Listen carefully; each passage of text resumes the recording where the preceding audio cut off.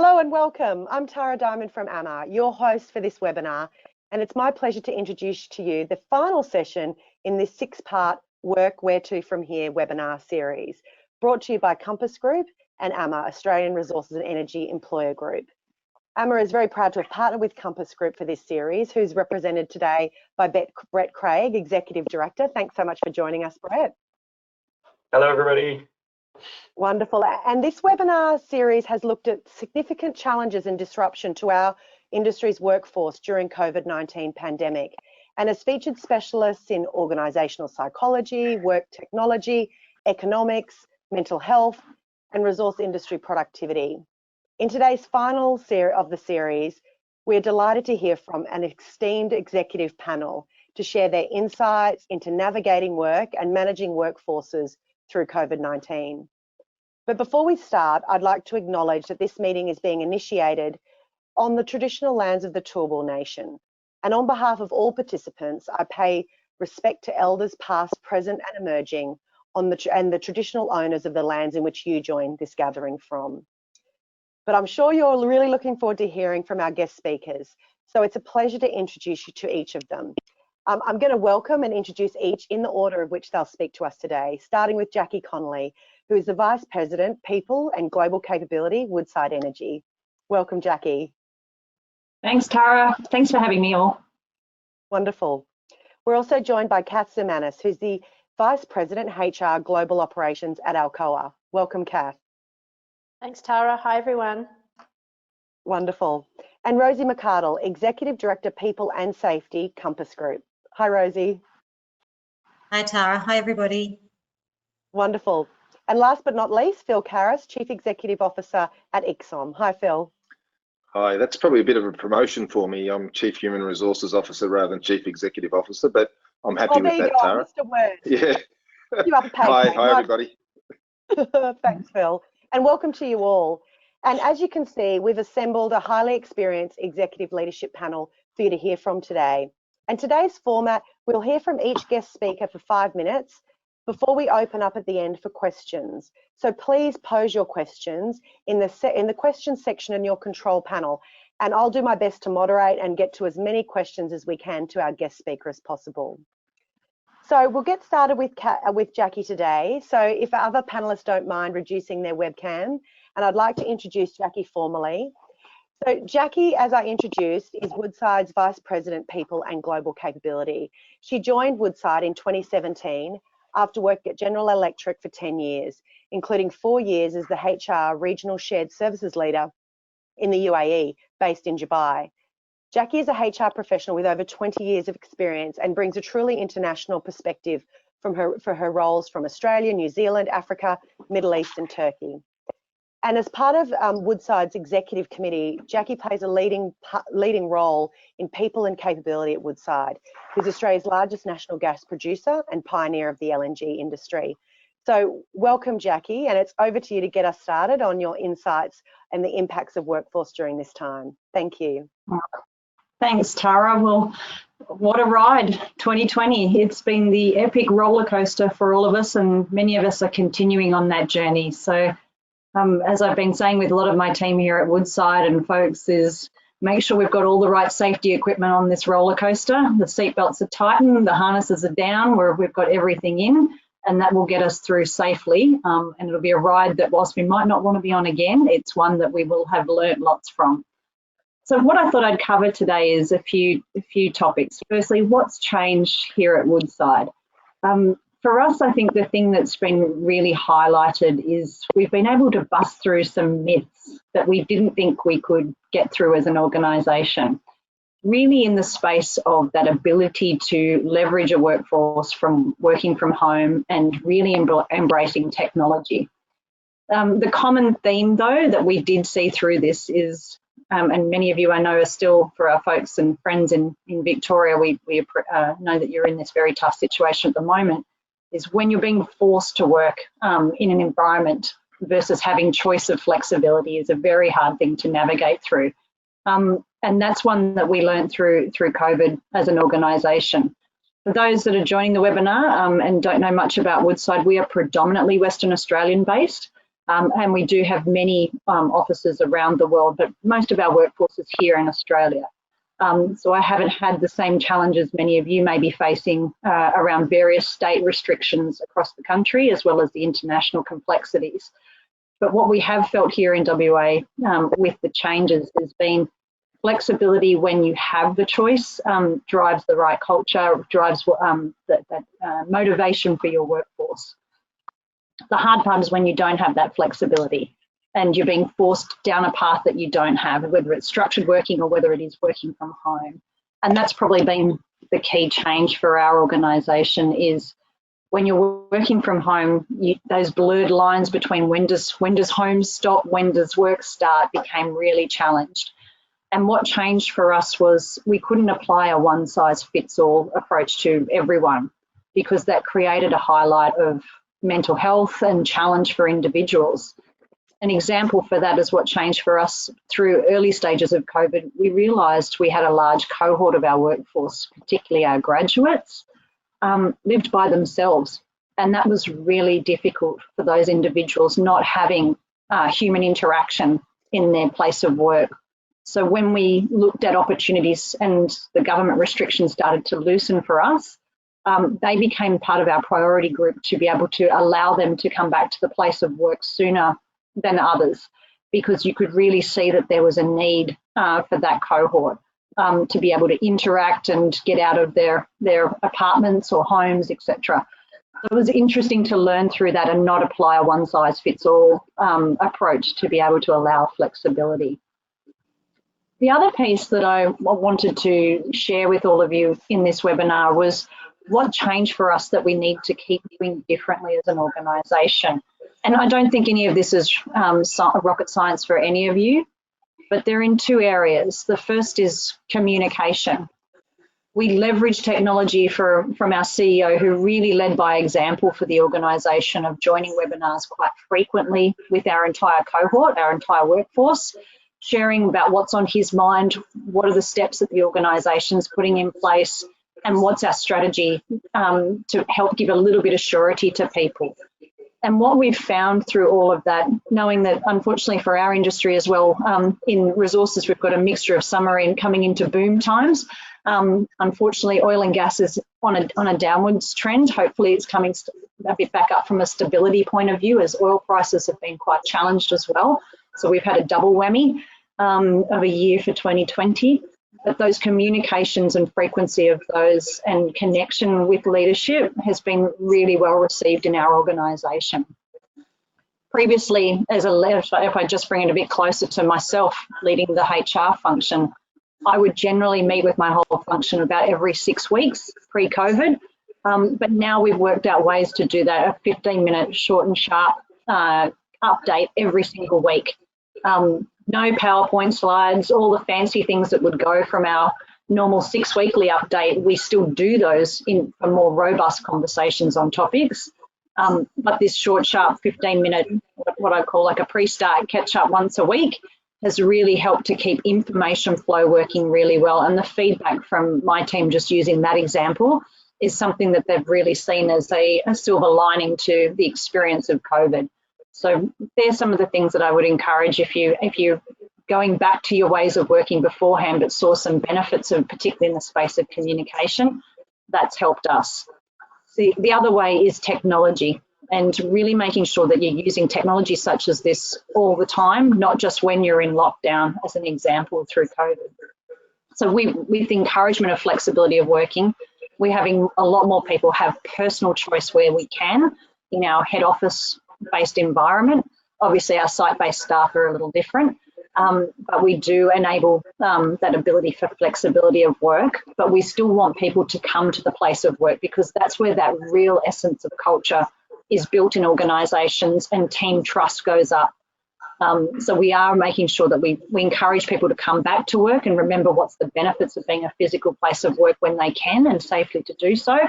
But we're also allowing work teams to be a lot more flexible than we used to be, because the technology was absolutely wonderful for us, and huge credit to our digital friends here at Woodside.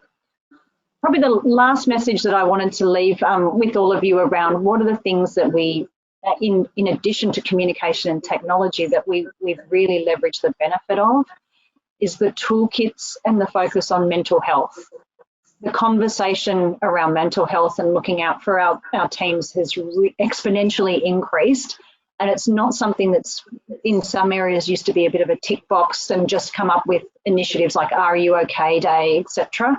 But we've really enhanced the ways of looking after people and reaching out to look after folks. And this is something that's important for us to continue. So it's not just about the flexibility and the technology, but how we're looking out for each other has been the other key opportunity that we're keen to make sure that we have for many years to come here at Woodside. That's probably the key things that I would like to share with all of you, and I look forward to what questions you have at the end of the session. Thanks, Tara. Thanks so much, Jackie. And, you know, really highlighting technology and community communications and mental health is, I'm sure, resonates with all the participants that are online in the webinar today. So thanks so much, Jackie. I'll move on to our next presenter now and welcome Kath Samanis. So as I said before, Kath is the Vice President of Human Resource Global Operations at Alcoa and has more than 25 years experience working at a senior level in a diverse range of organisations and industries. In her role, Kath has responsibility for including development and implementing the HR and IR strategy, policies and procedures, covering talent acquisition and management, along with organisation and learning and development. She's highly experienced in leading large HR teams and supporting global operations at both a strategic and operational level. Welcome, Kath. We're really interested to know how you've been going and what Alcoa's been doing, managing work and workforces now and leading through the pandemic. Thanks so much, Kath. Excellent. Thanks very much, Tara, and hi, everyone. Well, what a time we've had. So these unprecedented times have been nothing like we've experienced before. I'd say that it's really helped us to stop, think, and focus on what is really important. You know, our primary focus has obviously been on keeping our people safe and secondly, keeping our operations running. We've seen a different impact across Alcoa's operations globally. I'd say that here in Western Australia, we've been really, really fortunate, but it's a very different story in Brazil, Spain, and some of our US operations. In some of those countries, we still have very strict restrictions in place. And it's, you know, we've got a lot of people who won't be probably going back to their work location until next year. In the early days, I'd say sort of maybe back in March, a lot of our focus was on how to deal with the various government restrictions. And these were changing daily in some countries. You know, there was lots of policies being implemented on the hop by the governments and then in turn by us at Alcoa internally, you know, covering people's entitlements, you know, so what leave do I get if I have to self-isolate? What leave do I get if I have to quarantine? So they were the things we were dealing with right at the beginning. And I'd say that in dealing with the last few months, the key has been to adopt a flexible and agile approach. And secondly, I'd say ensuring our leaders kept the lines of communication open, as you mentioned, Jackie. And I guess in HR, where I have my role, is been ensuring that our managers have the information they needed to answer the many questions they were getting. We've also seen a lot of change, and I'd say the thing that's probably changed the most is the way we undertake work. And as you said, Jackie, you know, we too at Alcoa, we've had an increase in the use of technology. You know, we use Teams platform, and we've been using it for purposes that we didn't even know existed. I'll give you a really good example. In our Iceland plant, which is a very remote plant, we had to change from sort of 8-hour shifts to 12-hour shifts, basically at a moment's notice to meet the separation requirements.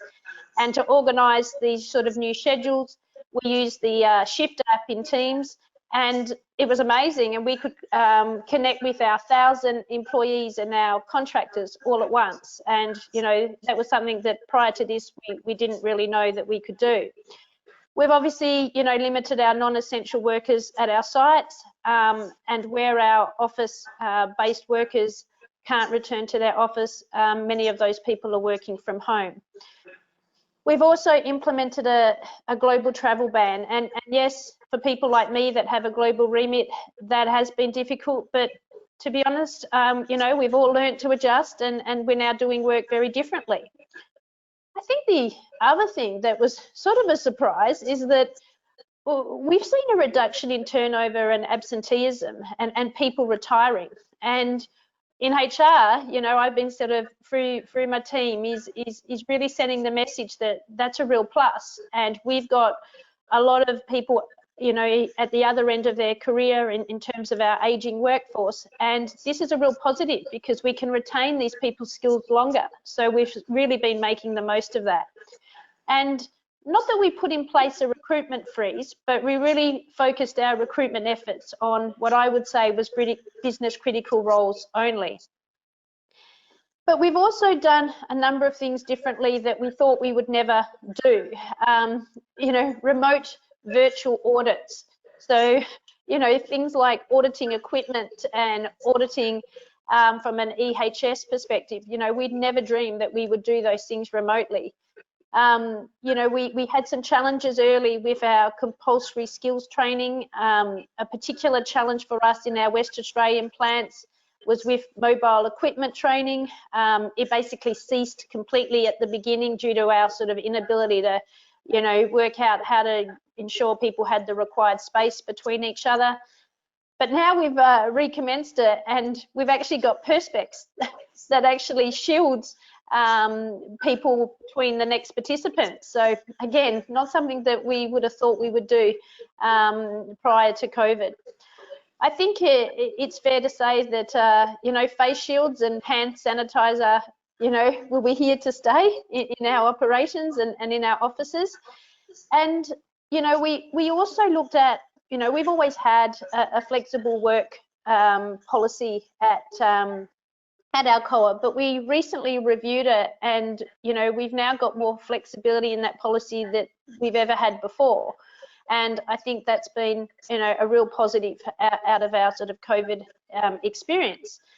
I think the other thing is as well is that, you know, the way we've interviewed people, you know, and I think I was just talking to some of my operations overseas last night, and I think in some countries they're going to stick to this sort of virtual process because they've seen it as being very positive, but they've also seen it being a lot quicker than in the past in terms of bringing people in, doing assessment centres and so on. And so in terms of, you know, what is the focus sort of going forward, obviously, and you, Jackie, you mentioned it is to keep our people safe, and definitely the emphasis on mental health. And we're doing a lot of education. We're getting assistance from our employee assistant providers around the world, and they're helping us in providing information to our employees to help with their mental health. We're also taking the opportunity to review, I guess, our policies and standards and the relevance and the appropriateness of them going forward. Because I'd say that our COA, we have some standards above like our legislative requirements. And now we're sort of questioning, why is that the case? You know, is that standard still appropriate? And so there is no doubt that COVID has given us that opportunity.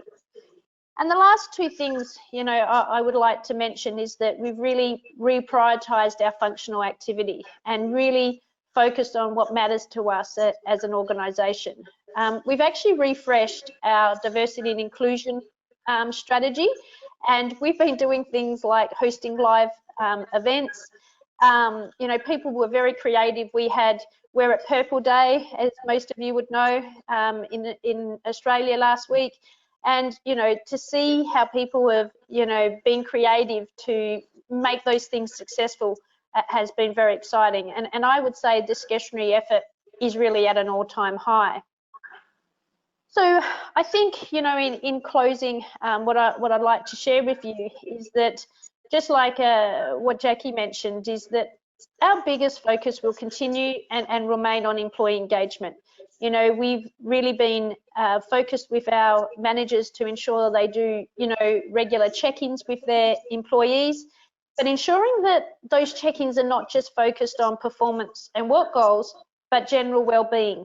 And I think that, you know, more than ever, the importance of engaging with our employees during these difficult times is definitely challenging, but I would say the change has had many positives, and I'm grateful to be here today, and I'm looking forward to hearing your questions.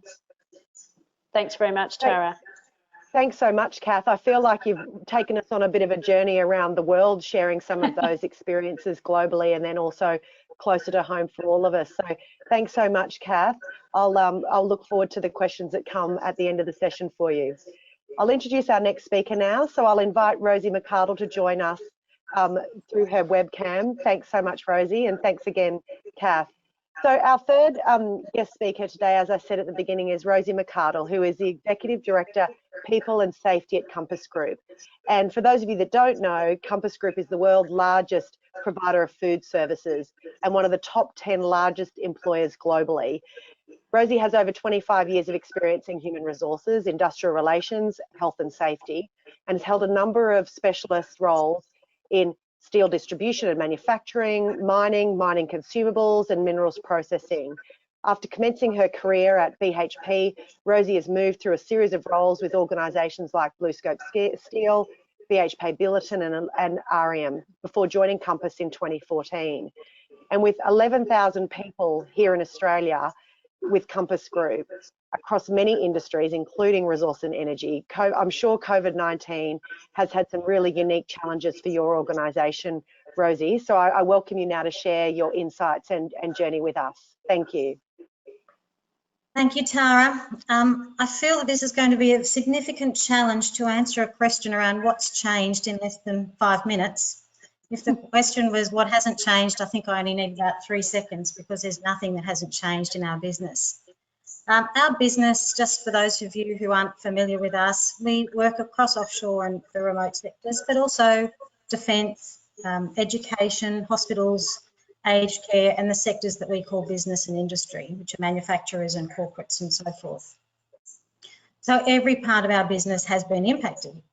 If we think about the offshore and remote and the hospitals and the aged care sector, it's been about extra demand, actually, extra cleaning, extra security, catering office for facilities whose own teams are in isolation, recruiting new staff quickly, moving across borders, relocating people when we couldn't cross the borders anymore.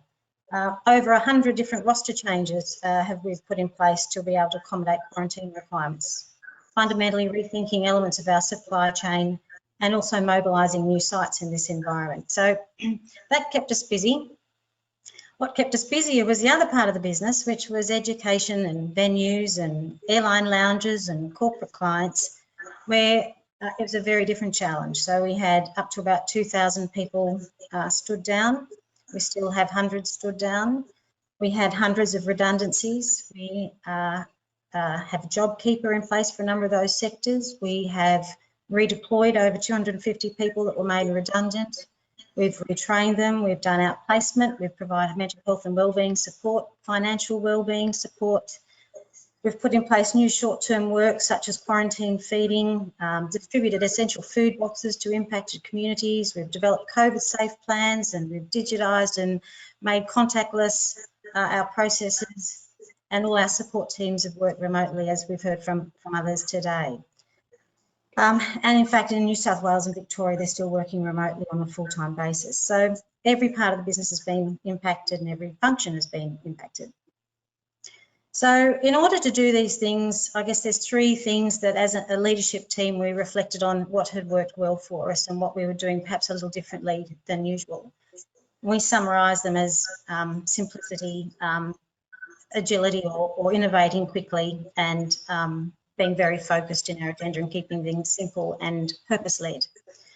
So around innovating quickly, we had to absolutely ignore organisational boundaries and escalate things quickly. For example, we had a call for a tender on Good Friday, and they wanted first service on the Sunday, Easter Sunday. And within that period, Good Friday to Easter Sunday, we had started feeding 1,600 people, 3 meals a day. It was multicultural cuisine, multiple dietary requirements, and we needed to stand up teams for education from our business and industry sectors and from our defence team to come together very quickly and work as a single team and end up being out of a school dining room to distribute and pull together high quality restaurant food packs for stranded cruise line staff in that particular scenario. We had to find solutions for dealing with dietary requirements of 350 a day, whereas we're used to perhaps 50 to 100 a day, and we usually know our communities and know our population and know what those dietary requirements are. Here we had 2 hours notice of what those dietary requirements are. So we had to work very quickly and innovate and find solutions to be able to do all those things. I'll tell you why we did those things in a moment. We also had to optimise our flexibility. So that meant turning some people off while we're turning some other people up, and there was a lot of cross function between the two. We had some people on extended long service and annual leave with everyone's consent. We moved people to other roles. We had pay reductions in place for senior staff. We had head office roles gone and moved those people back out into the units to support our clients and customers. We put in place zero-based rosters to be able to match our labour with the revenue that was significantly reduced.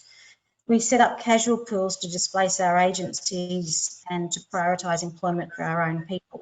And there were multiple employing entities and technicalities involved. We did all those things for the third reason, which was around the simplicity, and that was having a very purpose-led agenda. And we were very clear about what that purpose-led agenda was, and it's been communicated every week ever since this began, and we have not changed that purpose. And that purpose has been very much around providing employment and income for as many of our people as we possibly can in a safe environment. And so everything we've done, whether it's standing up new projects, setting up centralised production kitchens to service new gaps, supporting quarantine hotels, all of those things we've done because it's provided huge opportunities to keep our people in employment, which is right both for them, but also for our business at the other end of all of this in terms of keeping engaged, capable, very efficient staff who love hospitality and love what they're doing. So what will endure out of all of those things? I think the purpose-led approach will absolutely endure. And that reflects the way we work with our people, and it also reflects the way that we work with our clients. We are making different decisions already that we wouldn't have made in the past. For example, we won't provide labour-only solutions in healthcare despite the requests we've had, because we weren't comfortable that we could ensure the health and safety of our people when we didn't know the safety systems and the supervision that those people would be working under. We've done a lot of product development to provide health and wellbeing solutions for our clients, but we will now use those and test those first with our own people and make those available to our people. So I guess that's examples of the purpose-led elements. The other elements that will remain are the rapid innovation. We've enjoyed that. That's been a lot of fun, and that's a new habit we really enjoy. And there's all sorts of things that Brett would tell you if we gave him any moment in the sun, which we won't, Tara, because he'll just use up all our time to talk about some of the cool stuff that his team's working on in terms of new solutions. And then I think it's also the enterprise-wide and beyond thinking. So I talked a bit about how all the sectors came together to help each other out. It's not just the sectors, actually, it was the clients as well. So that's why I talk about enterprise-wide and beyond behaviours. So instead of it being very sort of service-oriented, it was a highly collaborative approach where we all shared our thinking, we shared our challenges, and that gave us a lot of space to create some really innovative solutions, whether it's baristas on bikes because people couldn't use lifts, so we made the coffee go to them rather than them going to the coffee, whether it's the QR codes and the technology and quick apps to be able to track movement in restaurants and cafes in a contactless environment that made people feel safe, or replacing the old bains and buffets with the grab and go and street food solutions that our clients have actually really loved, even though for years we've been trying to potentially tell them that there's other ways of doing things other than bains and buffets. So that enterprise-wide and beyond thinking and collaboration, I think, is here to stay. And I think, as has already been touched on by Jackie and Kath, the flexibility, which I think will be balanced flexibility. I don't think it's just going to be as binary as everyone works remotely, but I also don't think it will be everybody is back at the offices. I think there will be some balance that comes from that, perhaps with the exception rather than the rule being that people now work flexibly and from remote locations. I think that's probably enough from me, Tara, so that Phil can have an opportunity to have a chat. Thank you so much, Rosie. In fact, I can already see a question for you about when you touched on the rapid innovation that you've been enjoying through this period. So brace yourself for that question. Will be coming your way shortly. And thanks so much for sharing all of those insights. I'm now going to ask Phil to join us and share his webcam and his speaker. I'm just taking you off mute, or you've self-muted there, Phil. But while Phil's joining us, I will provide an introduction to Phil. So as I said earlier, last but very not least, we have Phil Karras, who's joining us as Chief Human Resources Officer at ICSOM. And ICSOM's a leader in water treatment and chemical distribution in Australia and New Zealand. With responsibility for leading the people and culture function at the business across the globe, Phil's role also includes ICSOM's growing presence in Asia and Latin America. And prior to joining ICSOM, Phil has led people, culture and safety, health and environment functions at both private and publicly listed organisations in Australia and in Europe. I'm just going to check if Phil's able to join us via his webcam.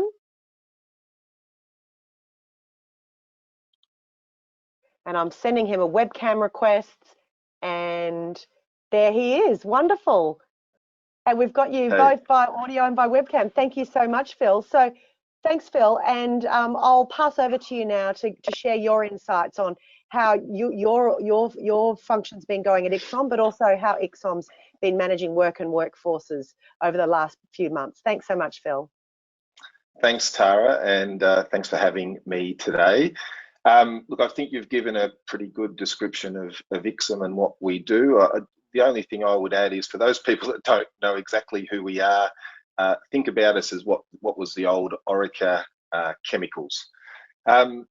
So, look, I think you covered off what ICSOM do, and I won't sort of get too much into that, other than the fact that we do have global operations, people spread pretty much throughout our Australian, New Zealand operations, and then Asia and the US and Latin America. And so we've had the challenges of the different timings of COVID and the different waves to kind of deal with. But as each of the speakers before me has said, it's been a pretty traumatic experience, I think, particularly for those people that have been in extended stage 4 type lockdowns. Now, for ICSOM, as you would expect, as an essential service, because we are providing those specialty chemicals into primarily kind of water care and water treatment solutions, we are a major provider to some of those water utilities. And so we are designated as a essential service.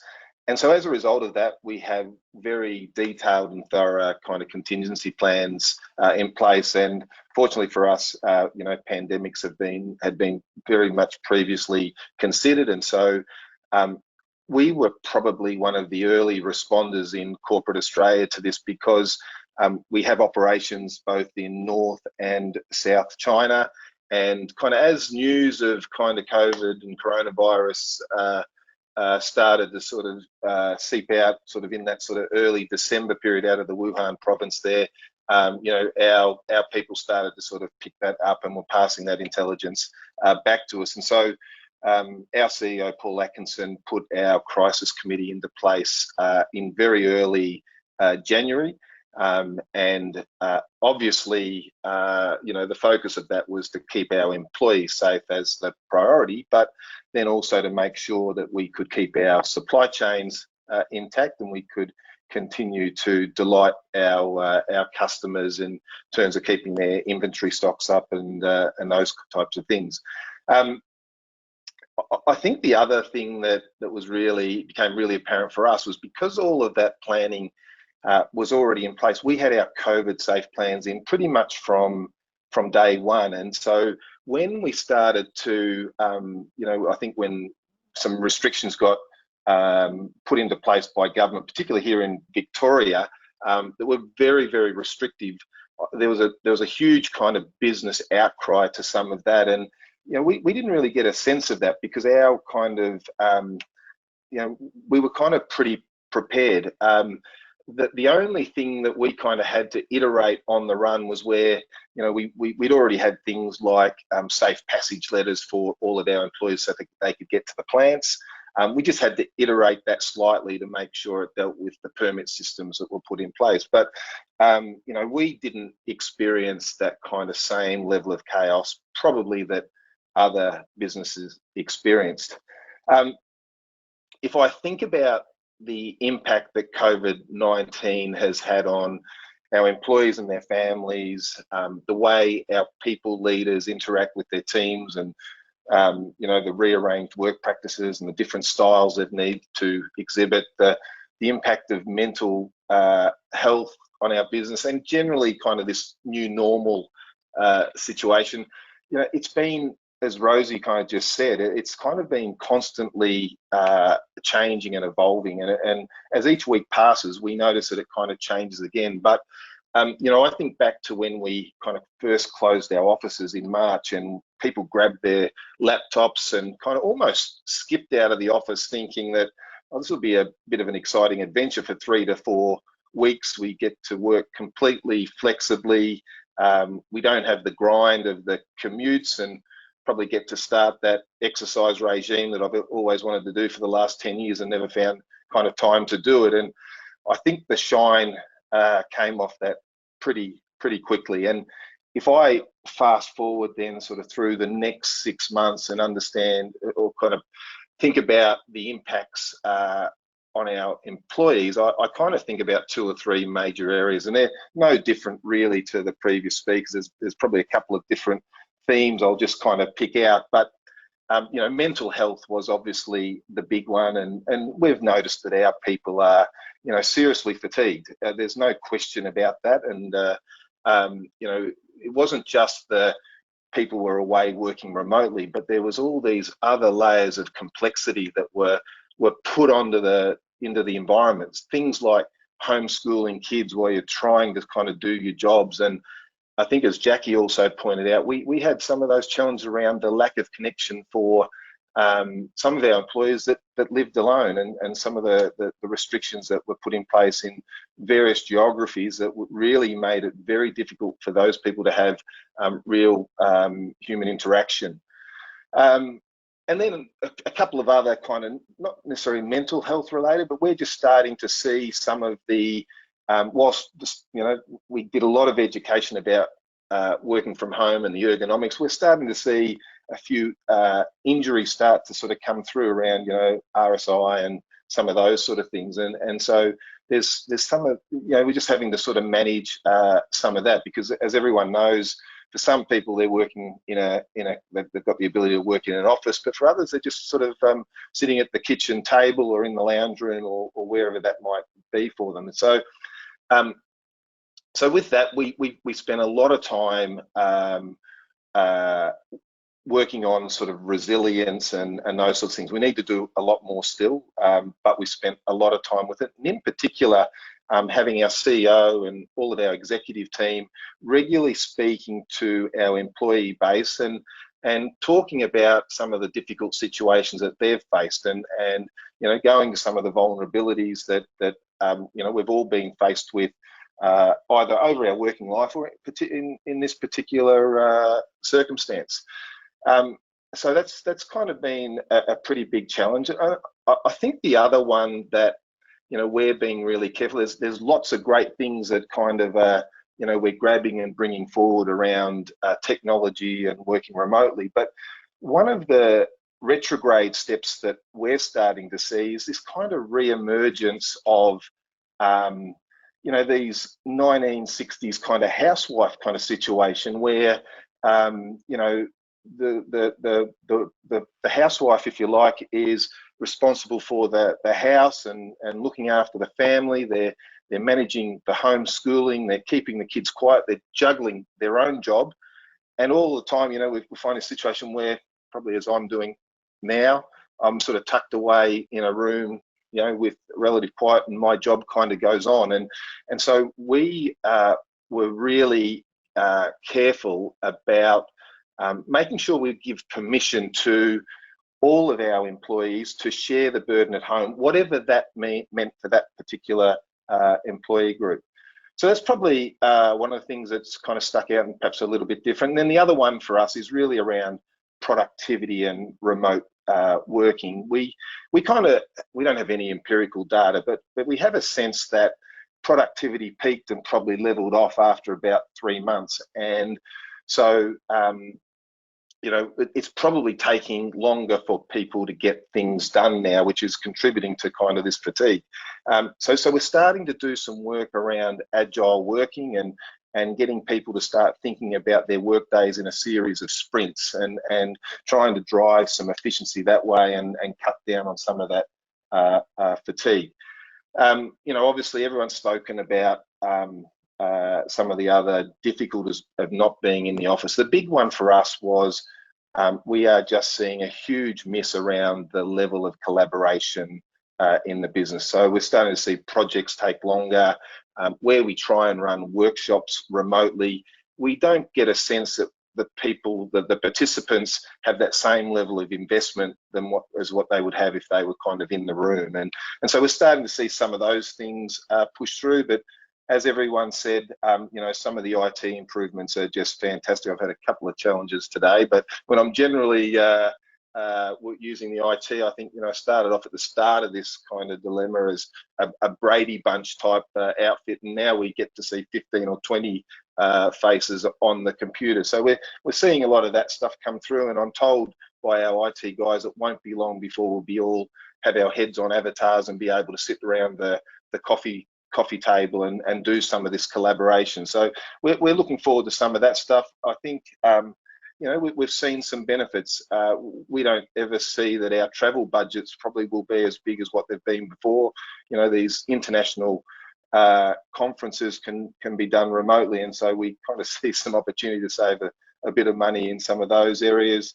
And then, you know, I think with remote working, and to Rosie's point, our leadership has put an enormous amount of thought into kind of what that might look like post the pandemic. And you know, we have swayed in both directions throughout this kind of period. And so we basically have got to a position where we're just going to let things continue to roll. And then, you know, as we get back to some degree of normalcy, we'll kind of have a sensible discussion with our people and work out kind of what we do longer term. But we don't see a point of putting our stake in the ground now, because we've seen things evolve too quickly. So I think that's probably about where I should finish it, Tara. That's a fantastic summary. Thanks so much, Phil. I'm going to invite all of our guest speakers and Brett to rejoin us for the last couple of minutes. And there's been a number of questions, and I apologise to all the people that have asked questions. We probably won't get to many of them, but I'm going to ask Brett, there's a number of questions on a particular topic, and I've asked Brett to pose that to the group, and I'll direct the questions from there. Thanks, Brett. Sure thing, no worries. And I think, look, this one's kind of building on something you were just talking about there, Phil, around fatigue. And I think, look, everyone that's probably dialed in today and all the panelists would be starting to feel that in some form or another, having been running on adrenaline mostly for the last few months. The adrenaline's starting to wane. So I guess the question is to the group is, how are you thinking about that in terms of your workforce and managing your people as that fatigue does start to settle in, and make sure that this pace isn't the pace has continued into the new working world, and we're doing the right thing by our teams in managing that piece of fatigue? Thanks, Brett. And I'll put that question to Kath first, because she did talk a little bit about fatigue. Thanks, Kath. Thanks very much, Tara. Yeah, so a number of things. We've been doing those check-ins. So those check-ins that I mentioned, where we're encouraging our managers to talk to employees and actually discuss leave options. We've also been running some leave reports to actually sit down and identify those that have lots of leave. Now, it's a challenging one, because people don't necessarily want to take leave because there's not much that they can go and do. You know, they want that overseas holiday or that interstate holiday. So we've been sort of encouraging to, you know, ensure that they try and use some of their leave balance, because many of our Alcoans have a lot of leave. The other thing that I guess we've been doing is looking at our shift rosters. So we've been looking at those shift rosters, where it's funny that if we went to change a shift roster in the past, I can tell you it would take us a very long time, with lots of consultation and lots of challenge. And so when you have to do something because of the circumstances, it's amazing how quickly you can do it. And rosters that maybe we thought we wouldn't be putting in the past, we've now put in, and we're giving people longer breaks between their various shifts. And so that in itself, Brett, is also helping people to manage their fatigue. So there's some of the key things that at Alcoa we've been putting in place. Thanks so much, Kath. And Jackie, do you have any comments about managing fatigue and general flatness across the workforce?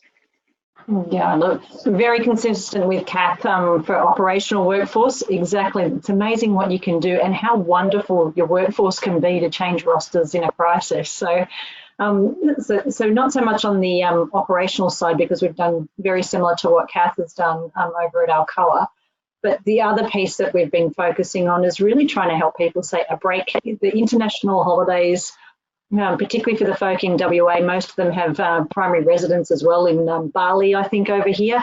It's quicker to get to Bali and cheaper than coming to the eastern states.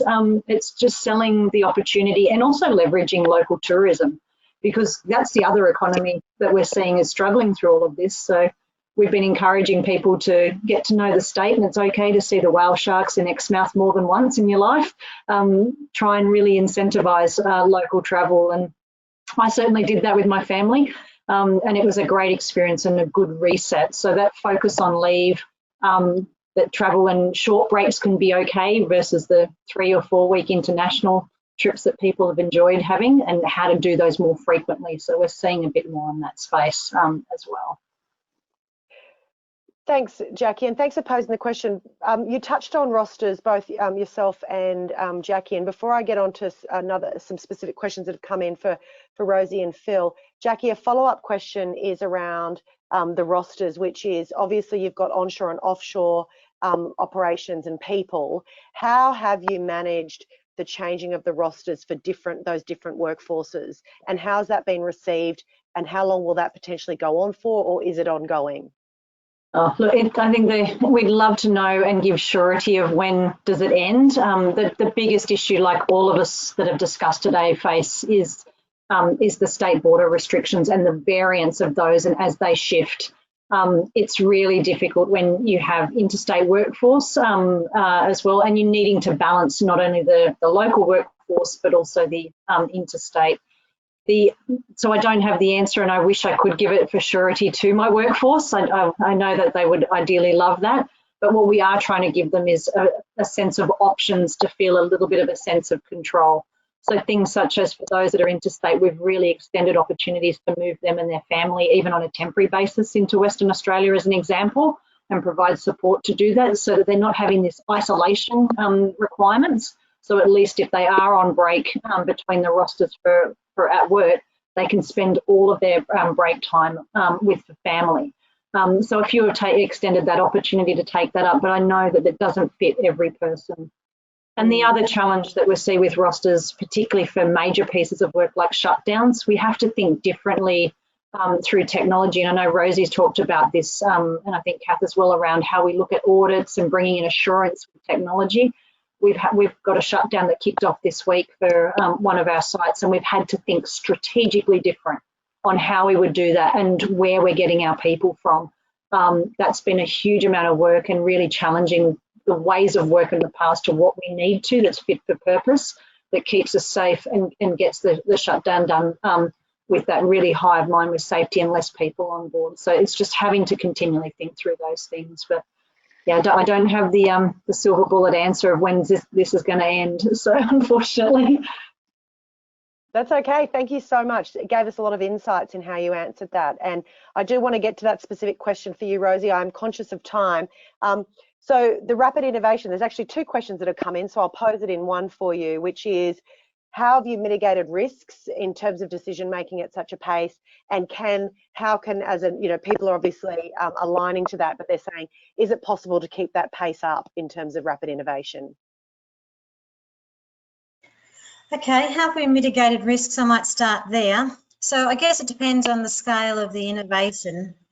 Where there's some things where we just didn't have a solution and we needed one, it was a greater risk of not acting at all. So for example, when we needed to put in place an arrangement where we could rapidly communicate with every employee, get their consent around JobKeeper and maintain those consents, get consent around and populate forms for permits so they could cross borders, all of those things.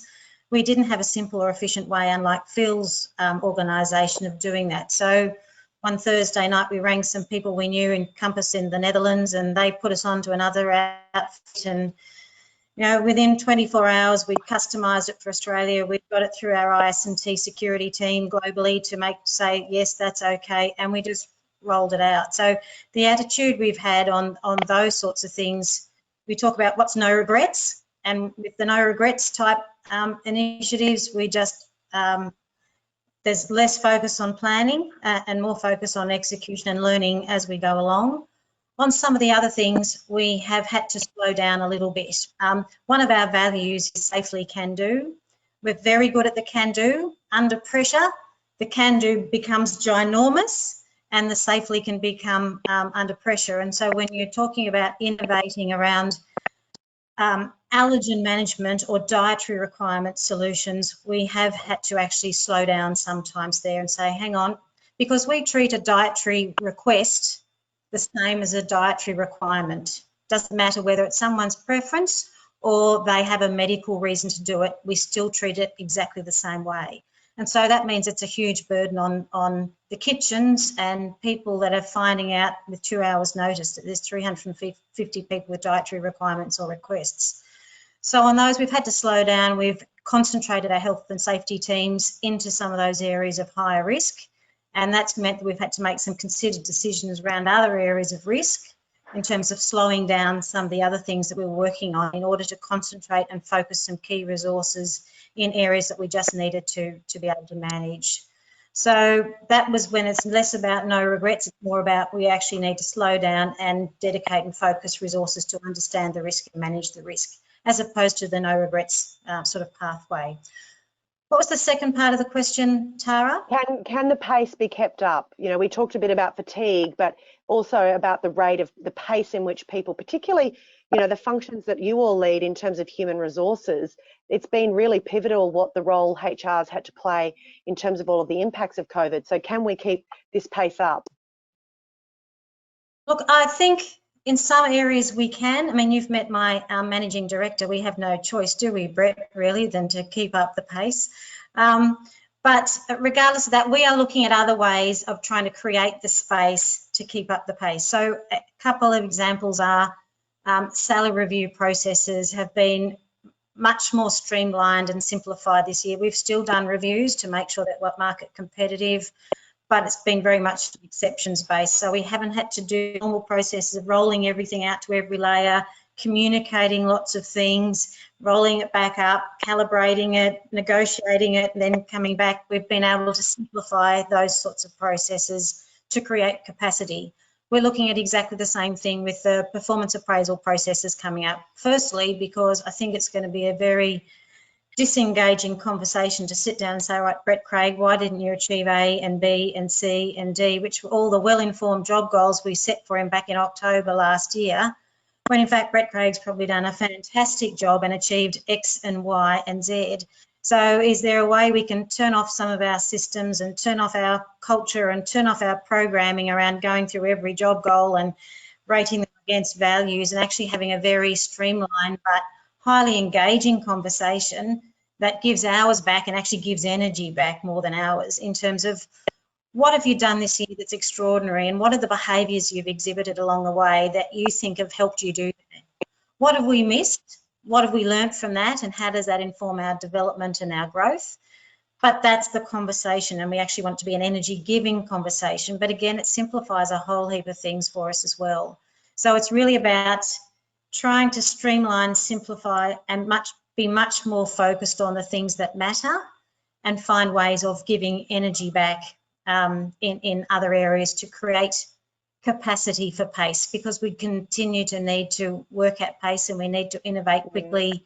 You know, all the traditional ways we've been doing things don't work. You know, we've already launched our new approach to leadership development virtually, and that's going very well. But all of those things, we have to keep up pace. So we've had to, you should see my people plan on a page from last year was really busy, and this year it's about 3 dots in 4 columns, and that's it, because we need to leave about 60% capacity for just stuff that's going to happen. So I guess that's has been our approach. If that, I think a lot of people will take a key nugget of that giving energy back, opposed to, you know, managing, and in the process of managing that pace. I'm really conscious of time. It's not a quick answer, I know, Phil, but we have got one for you about collaboration. It specifically says everybody's sick of, you know, digital collaboration, unlike this sort of format, which is around sharing information, but digital collaboration. How are you managing that? Because you made some comments around that you're just not seeing the same sort of outcomes and productivity